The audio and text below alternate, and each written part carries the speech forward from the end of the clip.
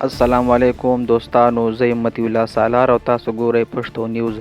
نن مو درته د خوشحالۍ خبر راوړی دی. د بجلي بیه کمه شوې ده. د پاکستان حکومت اعلان کړی چې د بجلي یا بریښنا بیه کې کمی راغلی دی. دا خبر د ټولو خلکو لپاره د خوشحالۍ خبر دی، ځکه چې لږ وخت مخکې خلک د زیات بیل نه ډېر تنګ وو. د حکومت لخوا ویل شوي چې نوې کمی شوې دی او نرخ به د دې میاشتې نه عملي شي. دا په خاص ډول غریبو خلکو ته ډېر ګټه ورسوي، ځکه دوی له مخکې ډېر زیات بیلونه ادا کړي دي.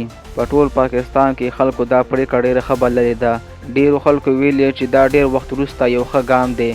خلک وایي چې اوس به لږ تر لږه د بجلۍ له وجې زموږ ټینشن کم شي.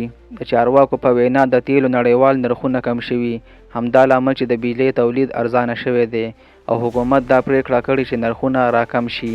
تر اوسه پورې نه ده معلومه چې دا ارزاني به تر کومه پورې وي، خو که د تیلو نرخونه همداسې ټیټ وي نو امکان لري چې د بجلۍ بیه هم ټیټې پاتې شي. ګرانو دوستانو، تاسو د بجلۍ د بیې کمېدو په اړه څه فکر کوئ؟ راسره په کمنټ کې نظرونه شریک کړئ، ویډیو لایک کړئ او زموږ پښتو نیوز چینل ضرور سبسکرایب کړئ. تر بلې ویډیو پورې د لوی الله په امان.